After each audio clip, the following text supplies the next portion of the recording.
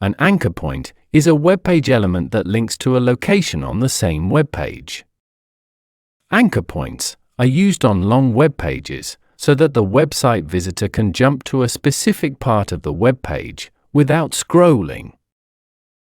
To add an anchor point to your button, first scroll down to the block you wish your website visitor to be directed to when the button is clicked on.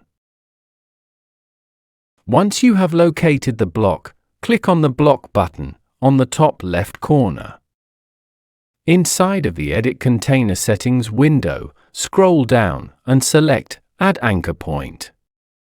Under Anchor Point Name, type in a name for the anchor point. Click onto the block to close the window, and then click Save.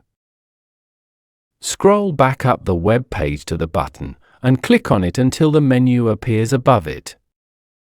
Then click on the Edit Link icon. Inside of the Select a Link window, click on Anchor Point. Under Page, select the page with the block that you added the anchor point to. Under Anchor Point, select the name of the anchor point that you wish to link to the button. Click Select and then click Save. To test the anchor point, go to the live version of your website and click on the button that you linked the anchor point to.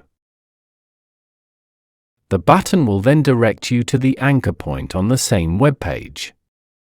Anchor points are a handy tool to use if you have a very long web page filled with a lot of content.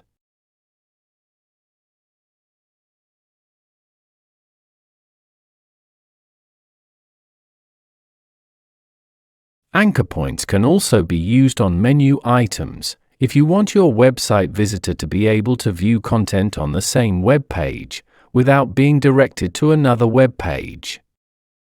To link a menu item to an anchor point, hover your cursor over the menu and click on the Edit Menu button.